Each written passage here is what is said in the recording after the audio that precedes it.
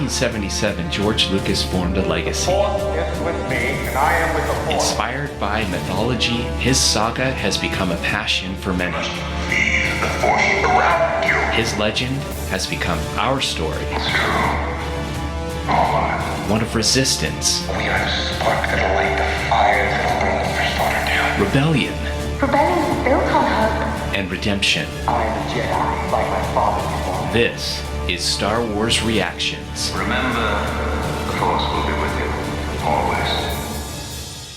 Well, hello, everybody, and welcome to another edition of Star Wars Reactions. Oh, man, we got an awesome show today. It is going to be so much fun.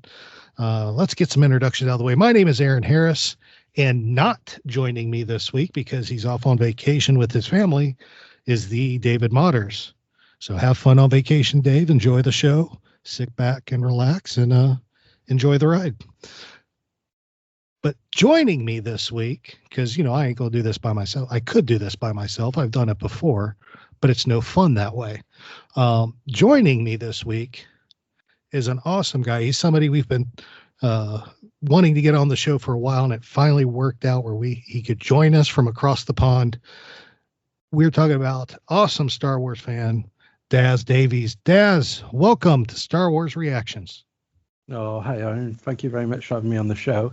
It's fantastic to be on. I'm really excited to talk Bad Batch with you, and what a couple of fantastic episodes as well we've got. I think I've been lucky. I've timed this quite well. It is quite awesome to have you on. And yes, I am so excited to talk the Bad Batch with you because, it is double Bad Batch week. Here we had 2 episodes that were released, which we're going to be talking about today. It's just so much good stuff, so much awesome episodes. So if you're ready, Daz, let's jump into it. Let's do it. All right. Well, we got 2 episodes that were both released on March 13th, 2024. The first one, episode 6 of season 3, entitled Infiltration, directed by Stuart Lee and written by Brad Rao. The synopsis for this episode, of course, is taken straight, because, I got lazy. I took it straight from the StarWars.com episode guide. I'm not fancy at, writing my own synopsises like David is. But the synopsis, of course, straight from StarWars.com, at a nondiscreet location in the Pantora City Center, Senator Riyo Chuchi meets with Senator Singh to discuss an alliance against the Empire. The conversation is cut short, however, when a clone ex-trooper attempts to assassinate Singh, but thankfully stopped by Rex and his rogues. Cracking the assassin's data puck, they learn that Omega is also on his target list. Rex contacts the Bad Batch, while the Empire looks to tie up loose ends. The second episode is called Extraction. It's episode 7 of the 3rd and final season. This one was directed by Saul Ruiz and written by Jennifer Corbett and Matt Mechnovitz.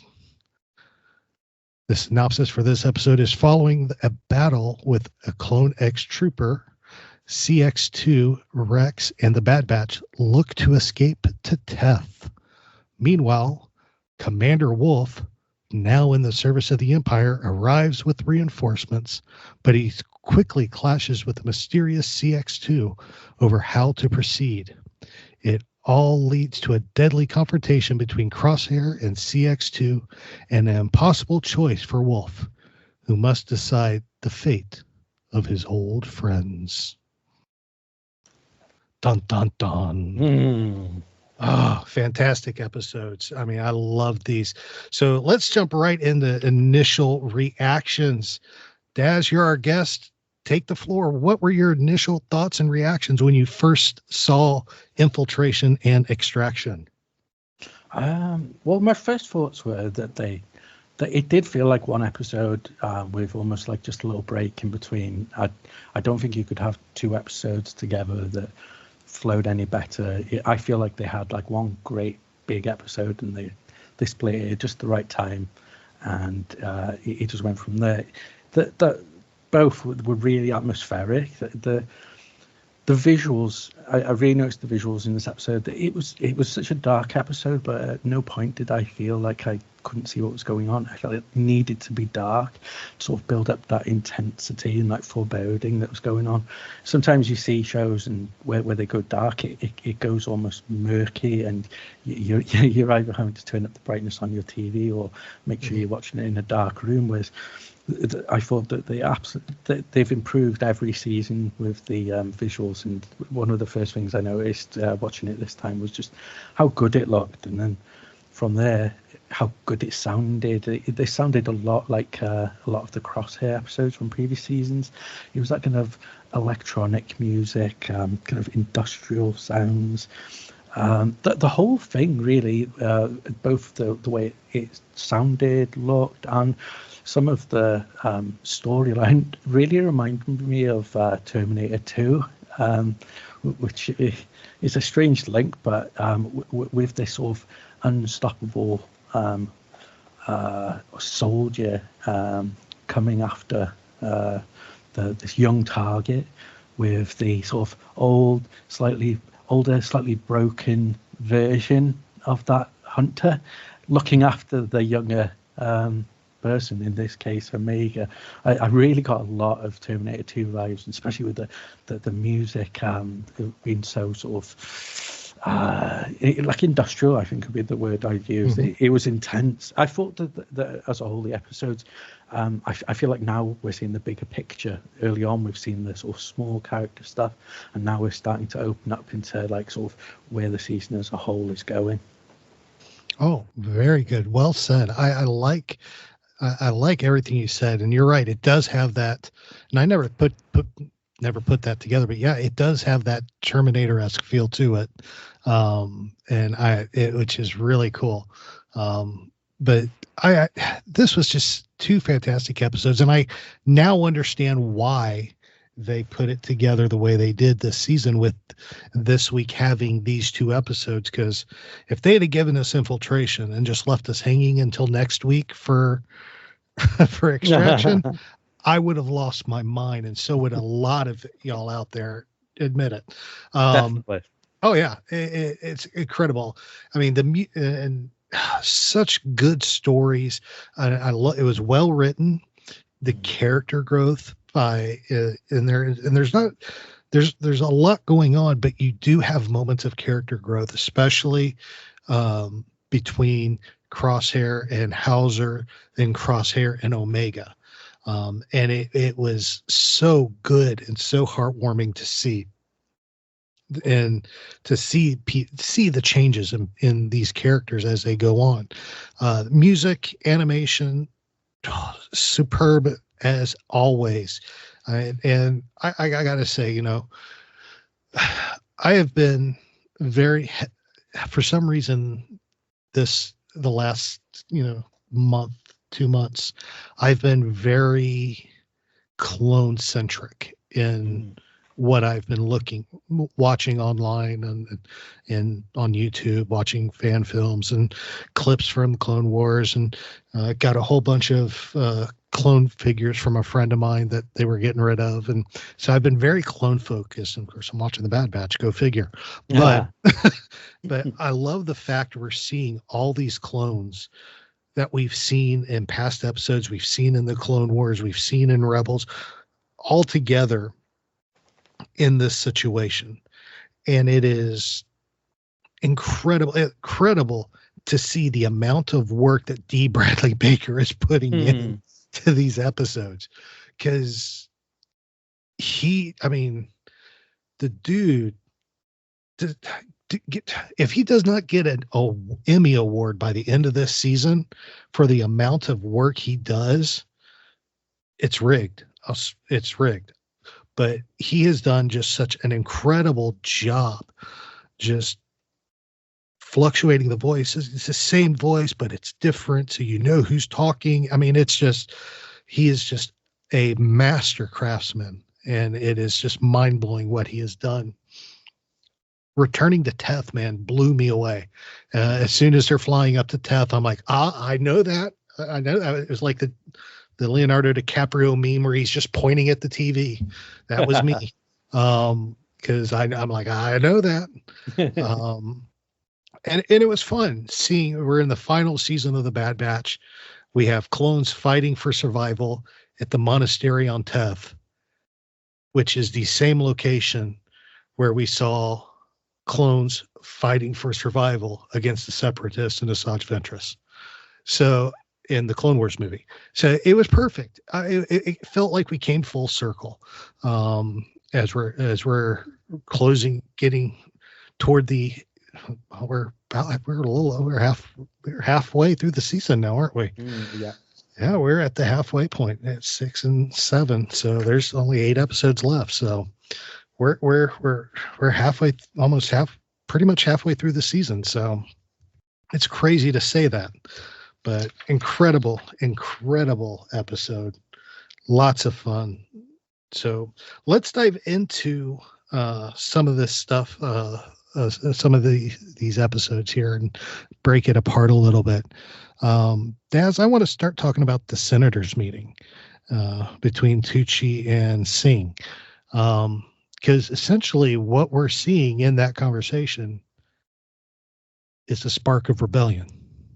Yes, we're seeing that spark starting to ignite, those conversations starting to happen behind closed doors. We're seeing the birth of rebellion against the Empire. And we're just supposedly just a few years after the fact of the start of the Empire. And it's incredible to hear this conversation between two literally opposing senators in the Clone War. Singh was a separatist, Chuchi was Republic, and now they're coming together to fight the Empire, to organize against the Empire. And as to have this meeting subtly tucked in the episode, to me, just is a credit to the writers with the depth of the storytelling. I want to get your thoughts on this meeting between Chuchi and Singh, and what were your thoughts about the meeting and about their topic and about the birth of the rebellion in this? I agree. It was pretty seamless writing, because eventually where they wanted to get to was Rex capturing the operative, but then we got this sort of golden little tidbit at the beginning of with this meeting. It did make me laugh to begin with, when Rex is being very covert. He's everything's all very secret, and Singh is wearing this glorious red and gold hat as they walk through the streets. But I'm going to put it down to some in-world reason. You can't change or put a cloak over that gorgeous hat. Yep. He's like the Elton John of senators, I think. Fantastic. That made my day. I like that. But no, the meeting itself was really interesting. Like you say, it was that perfect split of with the separatist side of things as well, and now like how the tables are turned. That where people would have been opposing, now the Palpatines come in.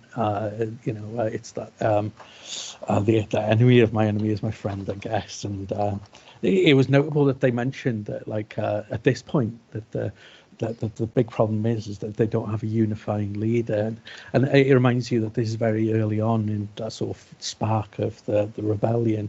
We've not got Mon Mothma heading up things at all yet, and that's obviously been taken care of in the Andor series. Mm-hmm. But it was really interesting to see them talking like that, and it was interesting as well that, like, Singh was saying that although that things have changed, they still want an independent future. So it was a case of, we've had all this war, but underneath all of the sort of terrible things that were going on was just some political choices which got painted very badly with Palpatine's agenda. Mm-hmm. Well said. Well said. And that's, I mean, yeah, they definitely are on the same page. And I love seeing opposites come together as we do in this. And despite their differences during the Clone Wars, they all still want the same thing, which is freedom for their people and freedom for the galaxy. And that's that sentence, that conversation, man, it sparks something that runs the gambit. So, and brings down the Empire 30 some years later. So, so fantastic. So something else that's pretty cool in this, we got to see this specialized assassin clone, what they're calling the Clone X program. We saw one earlier season trying to get Chuchi, Senator Tucci, and of course failed and took its own life by having the suicide electronic tooth thing in its mouth.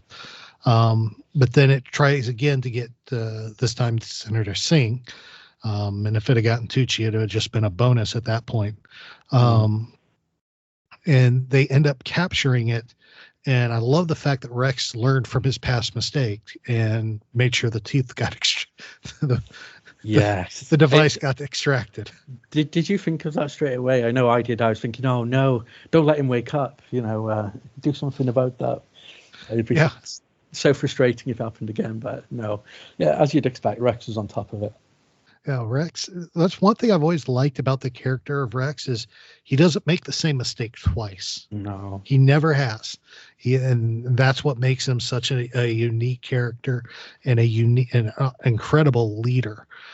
He learns, he adapts, he'll make mistakes, but he picks himself up, he dusts himself off, and he continues forward, learning his lesson, which is something, I love that they do that with this character because it's something that each one of us can do in our everyday lives. We're going to make mistakes. It happens. But guess what? Shake it off, dust it off, learn your lesson, and keep moving. And I think that's just a bonus with Rex's character there. But then, of course, we find out there's more of these Clone X troopers as we see another one. This one captured and another one dispatched to get rid of the one that was captured because apparently they're embedded with homing beacons. But I want to talk about these clones for a minute because we find out in the episode in the episode, it's in the second episode from Crosshair that these troopers were Rex. They were clone troopers, but they were conditioned, their minds erased, their IDs wiped.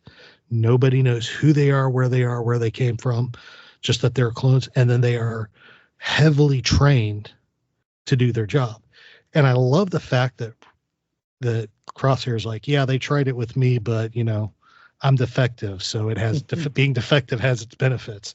So it worked. It worked in that case, but it's really unique to see that they're using the clones in this manner when they're trying to get rid of the clone army and retire these clones and get rid of them. That they're utilizing more clones in this manner. I thought it was very interesting. What do you think of these these Clone X program that they got going on? Oh, they're scary. You can see they operate in the shadows. They're rarely out in the open. They've definitely got like a ninja quality about them. They're quite surgical. They're very efficient. When they were taking out clones, the clone was gone before he even realized the operative was there. They operate in absolute stealth. I'm finding because there's something, although all of your clones are wearing helmets, every time the helmet, the face mask is taken off, the special clones. Every time that it comes off, I'm wondering if we're going to recognize the clone underneath.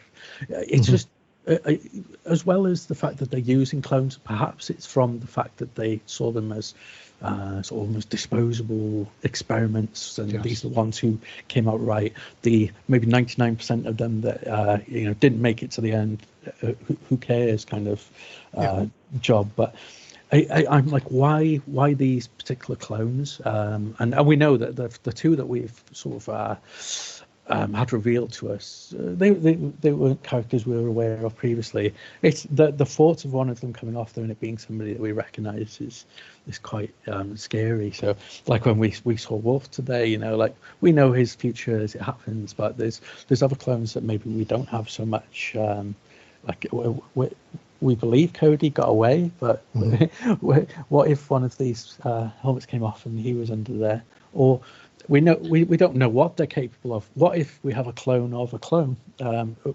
I had real vibes with the one that's still on the loose of Crosshair.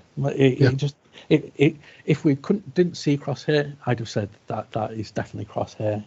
In that gear, he's always looking down the scope. It's a very Crosshair thing to do. He lives behind that scope, and I noticed that they made the choice that often when we were seeing from that clone's perspective, we were continuously looking down the scope, and I thought there's just so many sort of callbacks to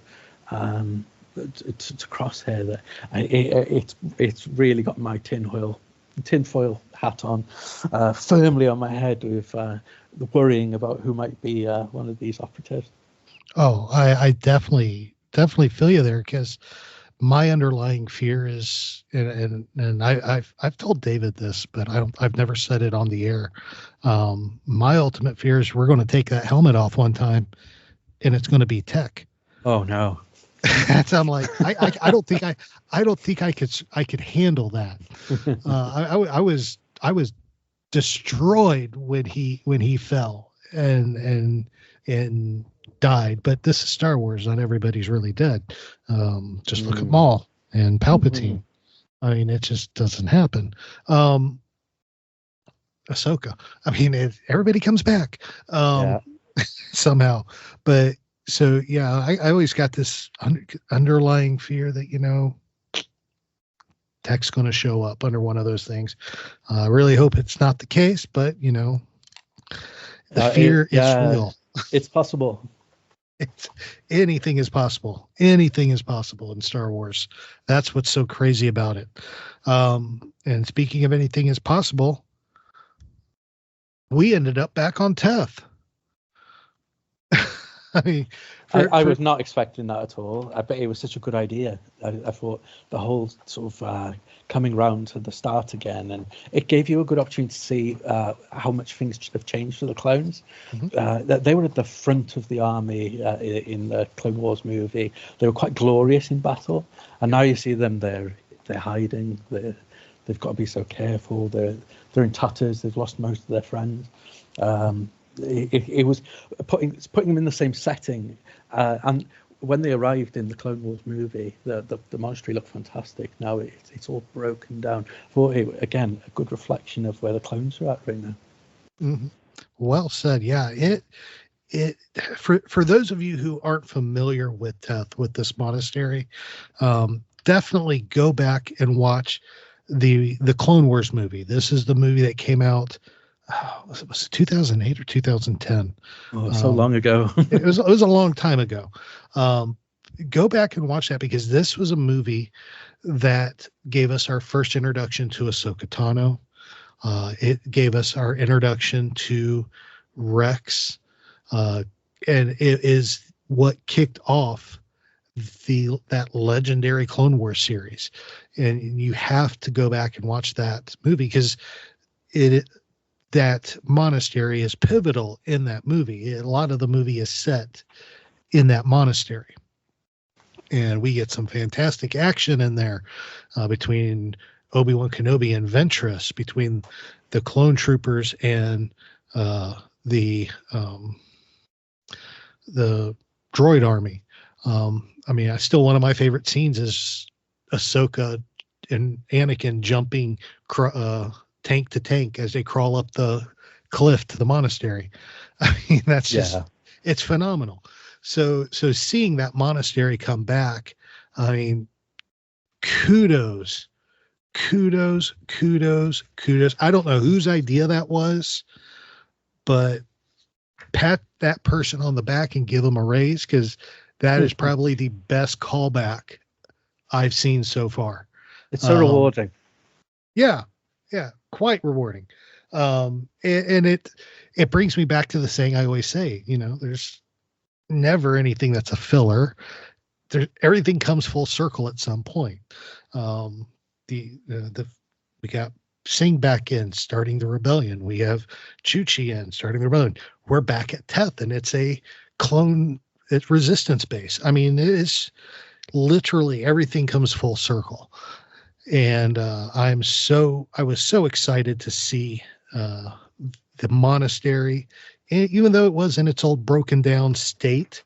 It was very cool to see the monastery, and I really was excited. And I know I said it during the opening. It was like that DiCaprio meme where he's just like shaking his finger at the screen from his chair. I'm like, that's literally what I did, except for I was sitting at my desk at work and I shoved myself back from my desk and I did it to my cell phone. That's what happens when they release them on Wednesdays, and I got to work in the office on Wednesdays. I don't get to watch them on my TV at home. So I got to watch them early in the morning on my cell phone while at the office and try not to get caught. Wink, wink, nudge, nudge. So, but yeah, Teth was fun to see. It was really cool to see Teth back in action, because there's just so much history there, and so much. And I love, and I want to go into some of the events that happened on Teth in these episodes, starting with, of course, Clone Force 99 arriving. And of course, by this point, we already know that Howzer has a bone to pick with Crosshair, and Crosshair is, of course, with them. He is very upset about what happened on Ryloth, and has made it abundantly clear that, he doesn't trust them. And matter of fact, when they arrive and Crosshair gets off the transport, they're all talking.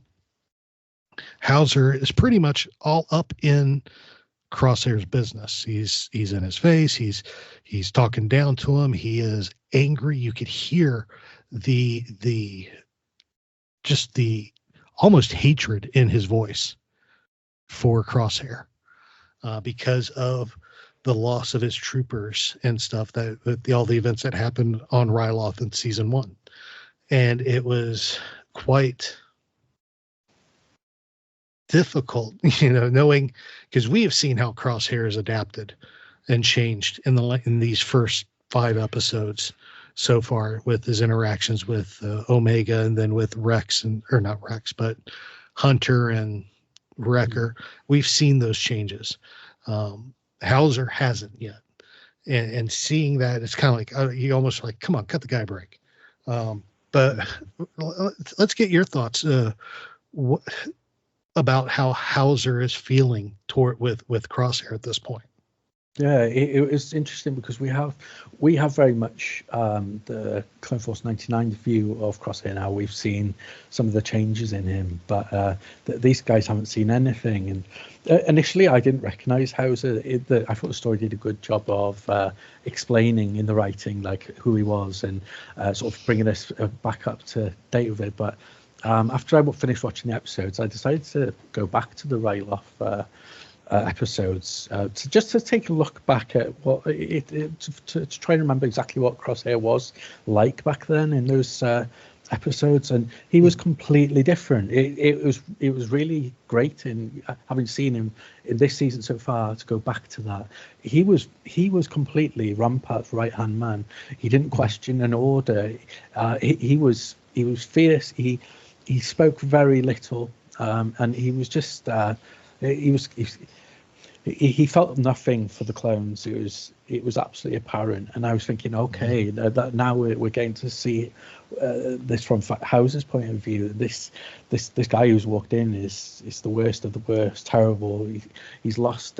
He said that he lost most of his team in those events, and so it's completely understandable. And then you think, well, how's Crosshair gonna get through to this guy? Because Crosshair isn't going out of his way to convince people that he's improved, which is really clever. Is that he is convincing everybody in his actions, which has got to be the best way.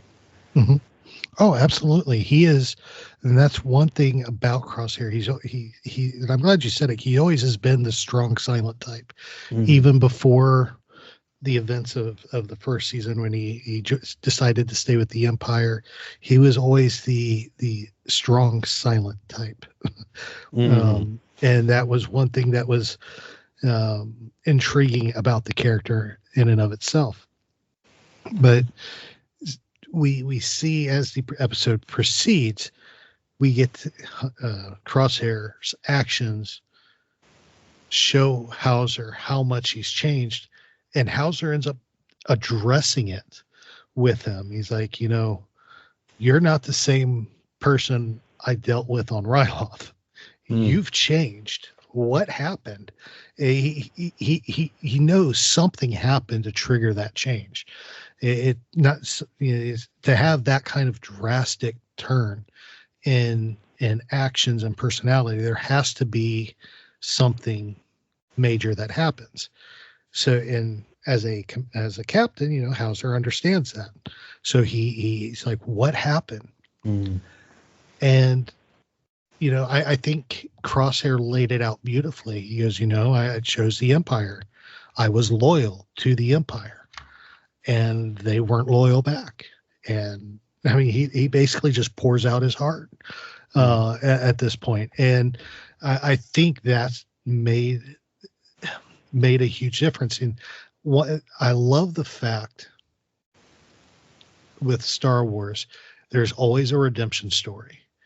And I have been waiting for Crosshair's redemption from season 1 when he first decided to stay with you. I knew we were going to get his redemption. I've been anxiously awaiting this and seeing this happen this season, episode after episode, just building on his redemption story and him coming back, and then seeing him get redeemed in the eyes of Howzer. Which honestly, Howzer, somebody after the events of Ryloth, I thought would never forgive Crosshair, or be understanding or cordial or have anything to do with Crosshair. But he sees the change in his demeanor, the change in his actions, the change in his words, and how he handles himself. And it changes Howzer's complete opinion of him. And I think that was a lovely thing to show, because everybody makes bad decisions. Yeah, I think Omega was key to that as well. I think that you could see he was following Omega and Crosshair and watching their interactions. And I think that you can't. I don't think you can fake that. I think it looked like you could see the care and the sort of the bond that they were building. And I think he must have been thinking, this is not the same person anymore. Oh, absolutely. Absolutely. And that's the road I was heading down next. And so hold on to that, because that's what we're going to talk about next, but we got to take our break first. So bear with us. Daz and I will be right back with our Crosshair, Howzer, and bringing Omega into the mix discussion. Hold on. We'll be right back. Hi, this is Greg McLaughlin from the Rebel Base Card Podcast, and you are listening to Star Wars Reactions, elegant discussion for a more civilized age. Welcome back, everybody. Aaron here with our guest and our pal Daz Davies. We're discussing the 2 episodes of The Bad Batch. And right before the break, we were talking about Crosshair and Howzer, and you brought up how Omega influenced the change in Howzer's opinion of Crosshair because of how Crosshair interacted with Omega, which was what I wanted to go into next, because that was a huge part in the story as well. And I mentioned it earlier in my opening remarks, the character growth between the two characters. And it definitely set the pace for the story. Omega has played such a vital role in bringing Crosshair back into the fold. And I like how you said, if it wasn't for Omega, Crosshair probably wouldn't be standing where he is today.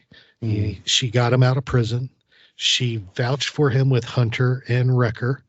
And I mean, even Wrecker said it best. If he's okay with the kid, he's okay with me.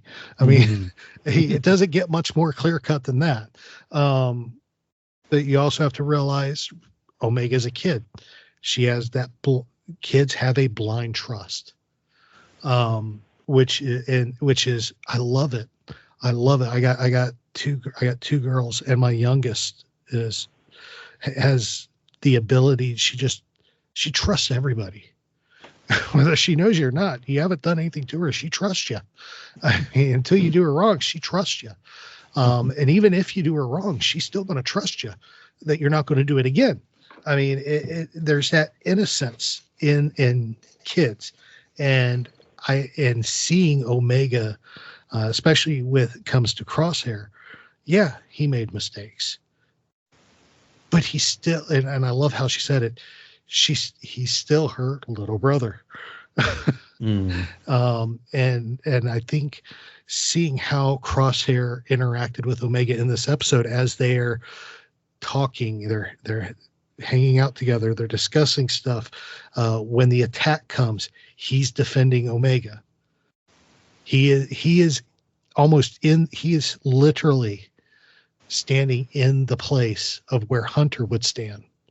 You know, in the past few seasons, we see Hunter in between Omega and the danger.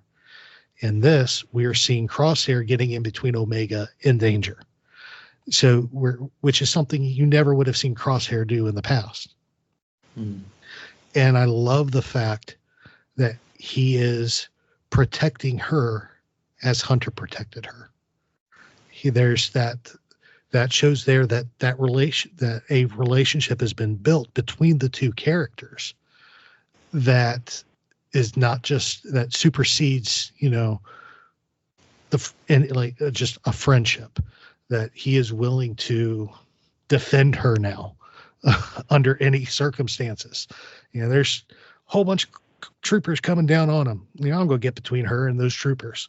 I mean, he is just really stepped up. And Howzer, seeing that, sees that change, because he never would have done that before.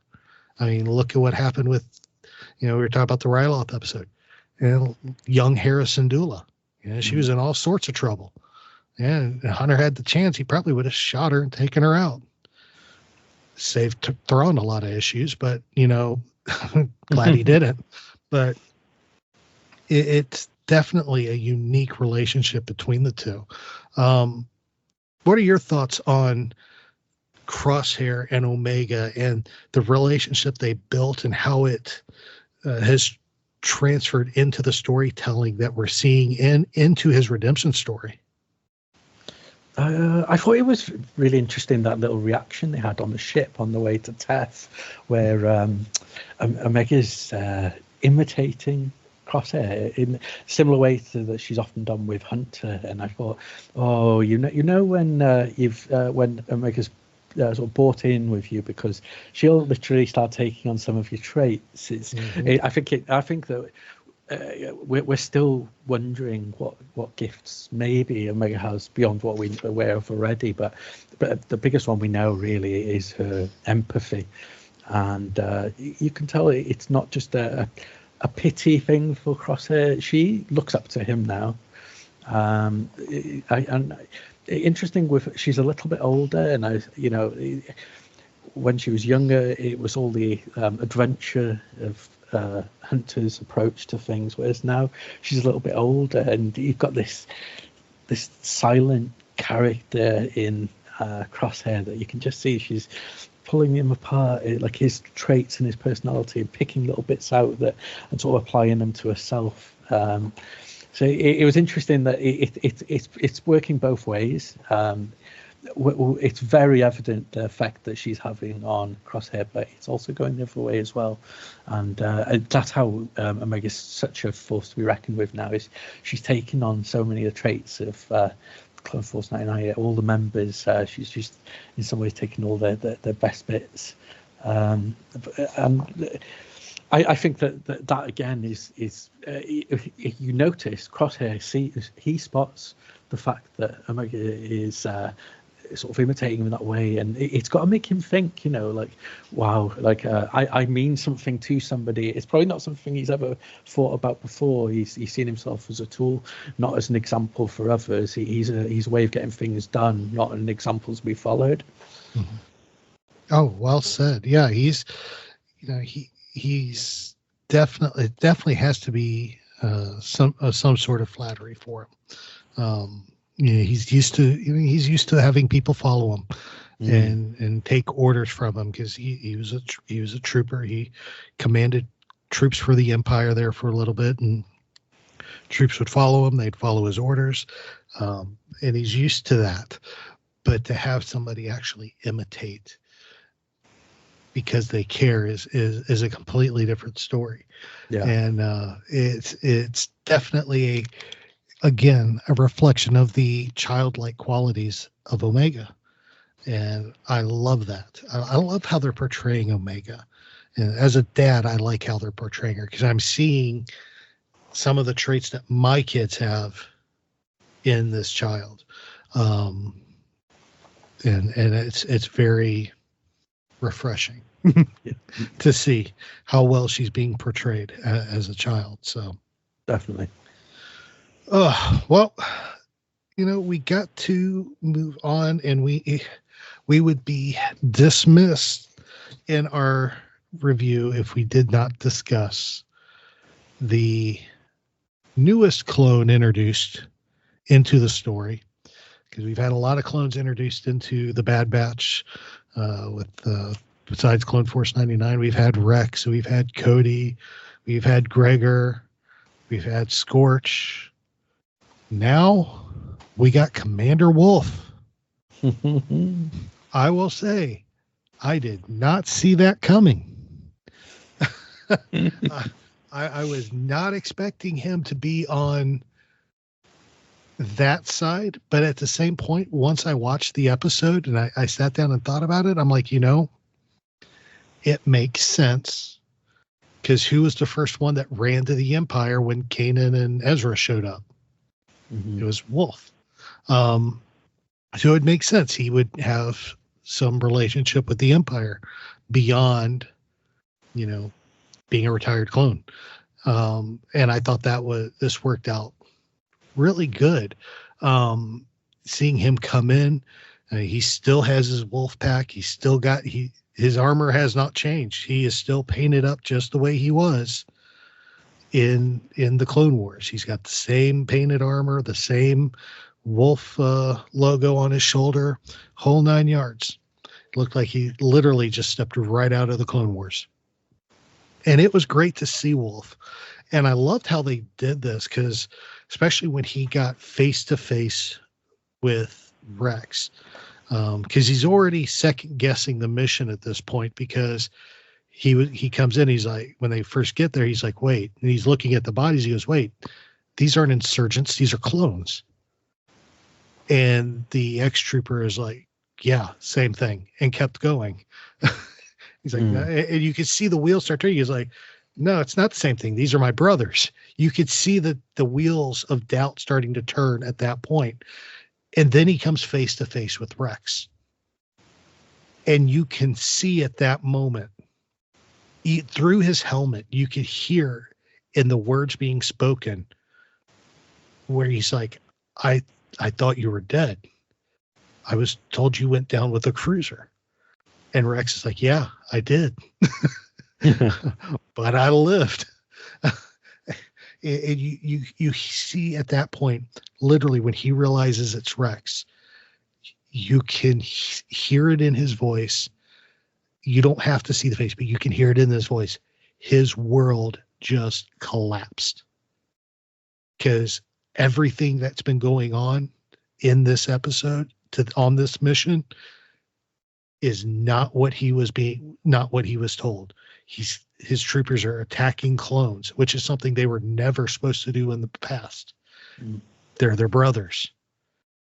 They're all family.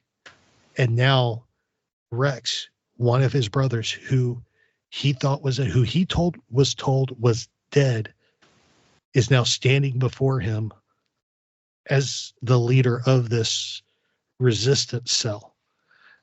And you could tell his whole world just collapsed because now you could tell he doesn't know what to believe now.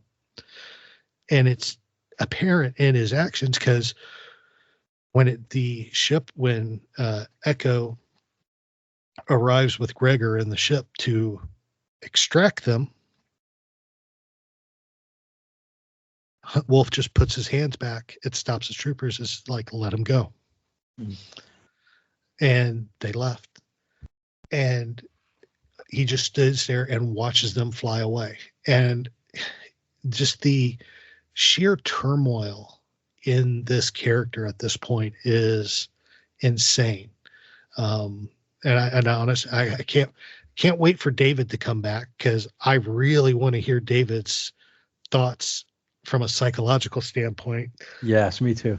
About the turmoil that Wolfe is in right now. But I can just imagine the complete and total loss of words, of everything at this point. You question everything you believe in. And so let's get your thoughts on this, Daz, because first off, how did you feel about Wolfe returning? And then, of course, seeing him and Rex come face to face together again. Oh, it was. I was really glad that he got that sort of moment right at the end of the first of the two episodes. It's the sort of that bombshell of like he turns around and you're like, no way, this is one of the guys we've been sort of looking out for, hoping for, and he's here. It was interesting that they have brought him in at this point. I feel like he's another perspective added to the sort of the story that the two episodes are told, because on one hand you've got Rex and you feel like he's completely been awakened to what's going on and he's actively working against it. Then you've got the operative who's been brainwashed and sort of conditioned. You feel like he's lost all of his own agency, that he's working on a program. And then you then bring in Wolfe, and I think that he's sort of, like you say, sort of trying to work out what's going on. And I think it was so important that Rex was there at the end. I think Rex made all the difference. I think that Wolfe was on that sort of tipping point of is he going to follow orders or is he going to let them go? And I think that the Rex factor, I think he's the one person who could have been there that made all that difference.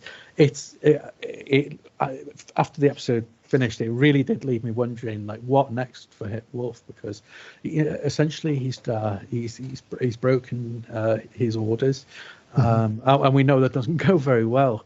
I wonder where we'll see him next, and how this plays a part into how we see him ways down the line in Rebels. Oh, absolutely, and I'm glad because he did break orders, and we know he leaves with the Imperials at the end of the episode, as because even the one of the other clones that's there, he's like, sir, they're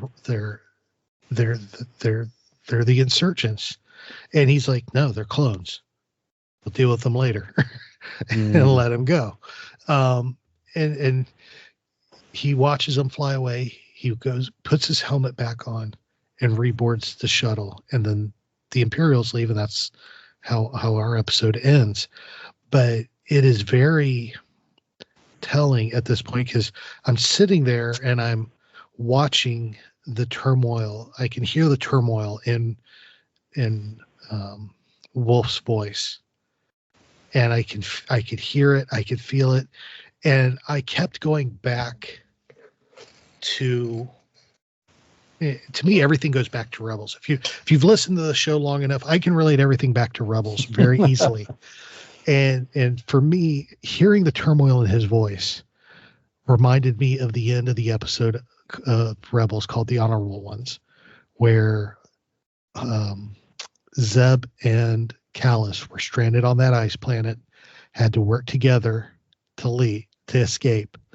And then, of course, the Ghost arrives and rescues Zeb. And we find out that a week or two later, Callus gets rescued. And of course, when Zeb is picked up, everybody's hugging and loving on him. Oh God, thank you. We're so happy you're alive. Oh yay. Oh, we missed you. Welcome back, big guy. Then of course we have Callus hobbling through the hallway of a Star Destroyer, bumping into Admiral Constantine. And Constantine just kind of, oh, hello, Callus, and kept going. It's like nothing had happened. And he ends up in his room and he's just sitting on his bed, realizing and of course at that point he realizes he's just a number and a spoke in a cog. It's just he's just a part of the machine that can be replaced. There's nobody worried about him. There is no family there. There is no, and his world fell apart in that episode, at the end of that episode. And I can see that same emotion in Wolfe. And we know where Wolfe ends up. We know he ends up with Rex and Gregor on the desert planet fishing for Chupas. So, so we know he gets there, but I like the fact that I think they're actually going to show us how he gets there. We know he's now with the Empire, but that doubt has now been sowed, and will they finish showing us his journey from the Empire to Rex? And I think they just kicked it off, and I think by the end of this, we'll actually see him going off with Gregor and Rex, but worries me about that though is all the other guys that are there, Howzer and everybody. What's going to happen to them? Yeah, because that's what worries me at this point. Is we got all these other clones which are closer to Rex right now than Wolfe is, but yet he ends up on a ship on a walker with Wolfe and Gregor of all people. So where did Howzer go? Where did all these guys go? All of his brothers go? So I'm looking forward to seeing this story, but at the same time, I know by the end of this thing, it's going to be a mess. There's going to be some heartbreak, isn't there? There's going to be some tears shed by the end of this, and I am hard. I'm hurting because I don't want to see it. No way. So, all right. Well, that's going to wrap up our talking points there about Infiltration and Extraction. Let's go into our final reactions for these episodes. I'll go first and I'll give you the final word on them, Daz. I loved these episodes. I mean, every episode of this season so far is built on each other. They've pushed the story. They've pushed the narrative. They've pushed us to a goal. And we're starting to see all the strings that have been laid out through these first two seasons start coming together and they're going to bind up into a nice little bow here at the end of the season. And it's going to be incredible to see. It's been quite the journey to go on, and these episodes were no exception to that. Again, I can't say enough of the magic of D. Bradley Baker. The man is, I don't care. The Disney just needs to triple his salary. quadruple. The dude is unmatched linguistically. I mean, he just can. He's a magician. I mean, he is.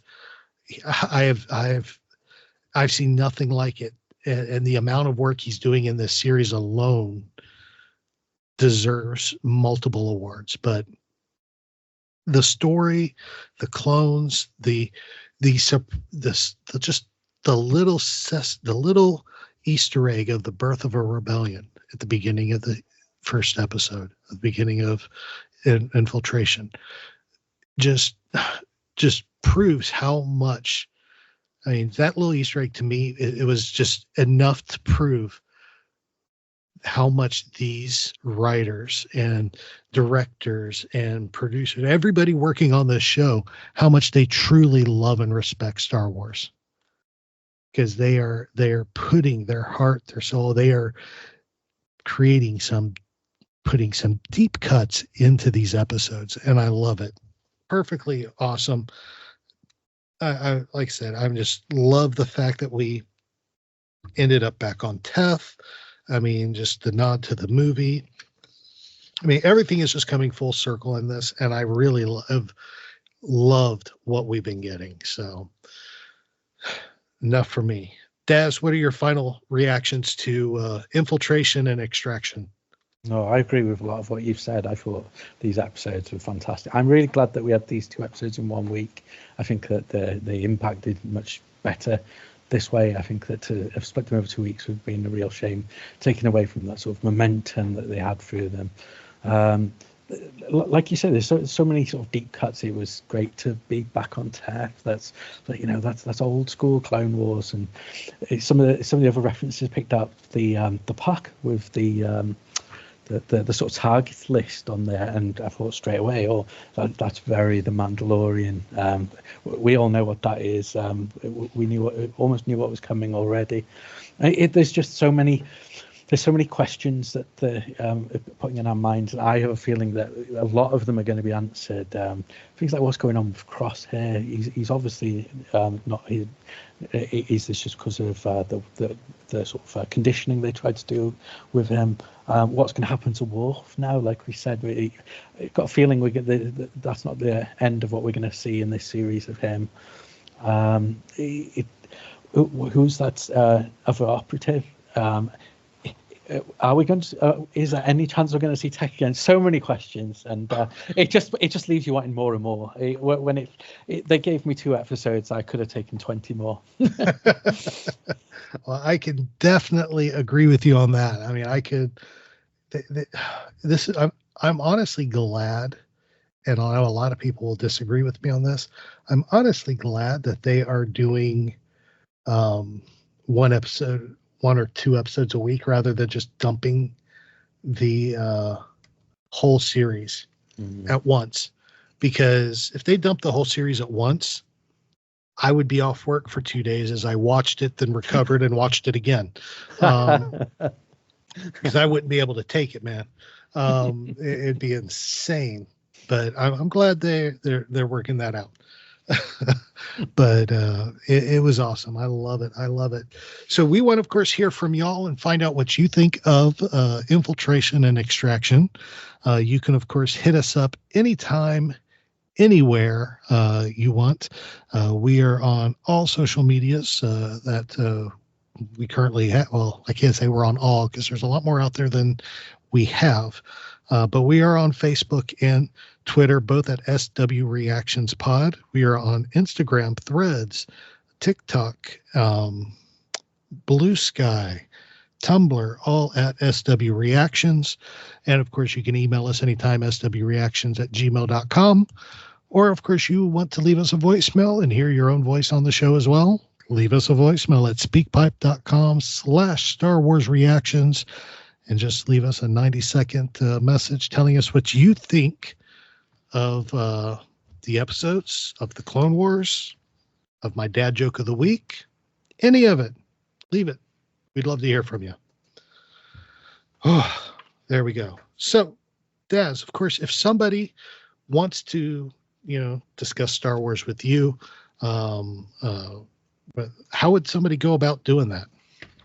Well, I'm at Davis. I'm at Daz Davies 1 on Instagram and X and Threads. So that's at Daz Davies and the number 1 at the end.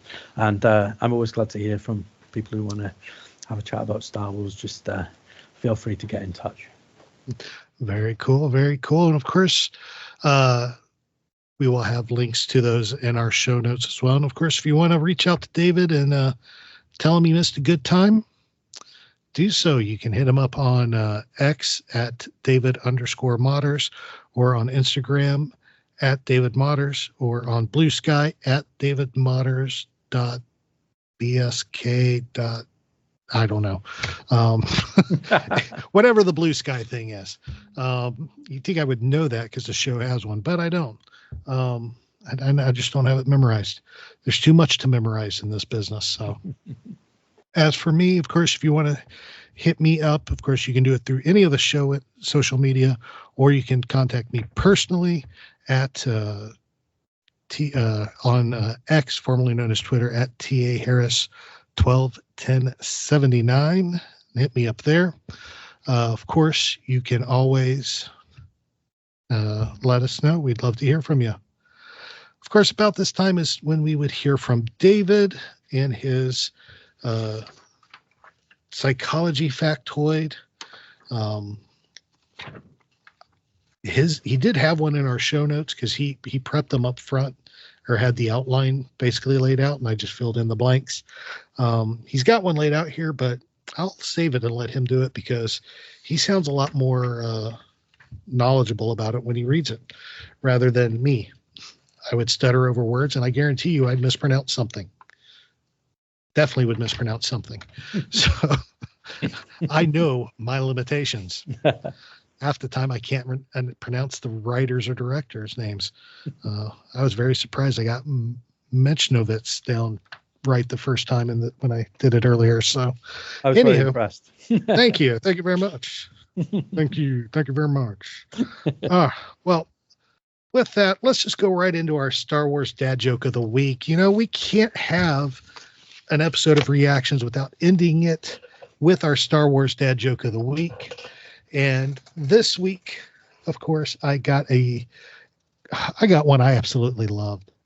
Of course, coming up, and to give you a little background on where I got this joke, coming up on April 2nd, the book Star Wars Dad Jokes by Kelly Knox is being released anywhere you can get Star Wars books. So you want to make sure you get that when it's released, because I'm getting it. It's going to be great. I've been really waiting for this book, and if y'all know my dad jokes, so I've been looking forward to this, basically so I could compare notes and get some new ones too. So, but the joke we got today is actually straight from that book. I got the press release here in my hand. It's going to be great. A lot of clever puns, delightful double meanings, amusing jokes. It's going to be great. You want to definitely get that when it does come out. And this is the type of jokes you are going to get when that book comes out. So, are you ready for this week's Star Wars Dad Joke of the Week? I'm as ready as I'll ever be. All right. What happens when Imperial fighters race? I don't know what happens. It always ends in a tie. No. You think you're ready? You're never ready. You never are, but that's why I love them. Very good. It always ends in a tie. Very good. I love it. I love it. Star Wars Dad Joke by Kelly Knox coming out April 2nd. Check it out. You'll love it. Link, we'll have a link in our show notes where you can pre-order that as well. So make sure you pick that up. Well, Daz, it has been awesome, my friend, to have you on with us. We will definitely do this again when David's back. Oh, definitely. That'd be great. I'm really sorry to miss David. So I'd love to come on the show when he's here as well.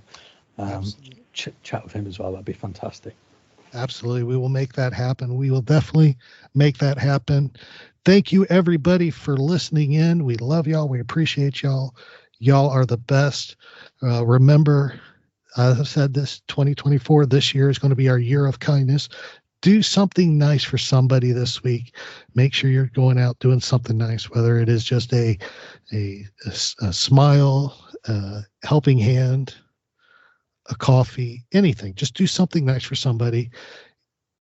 Not only will it change their day, rock their world, but it will definitely change your life. Remember, this is your place for elegant discussion for a more civilized age. If you'd like to share your thoughts, you can email us at show@starwarsreactions.com for our show notes and the latest news from the Star Wars universe. Visit our website at www.starwarsreactions.com. You can also follow us on Twitter at SWReactionsPod or on Facebook at Star Wars Reactions. If you enjoy our show, please leave a review on iTunes. This podcast is not endorsed by the Walt Disney Company or by Lucasfilm Limited. It's intended for entertainment and informational purposes only. The official Star Wars website can be found at www.starwars.com. Star Wars. All names, sounds, and any other Star Wars related items are registered trademarks and or copyrights of Disney and the respective trademark and copyright holders. All original content of this podcast is the intellectual property of Star Wars Reactions unless otherwise indicated. Star Wars Reactions. Elegant discussion for a more civilized age.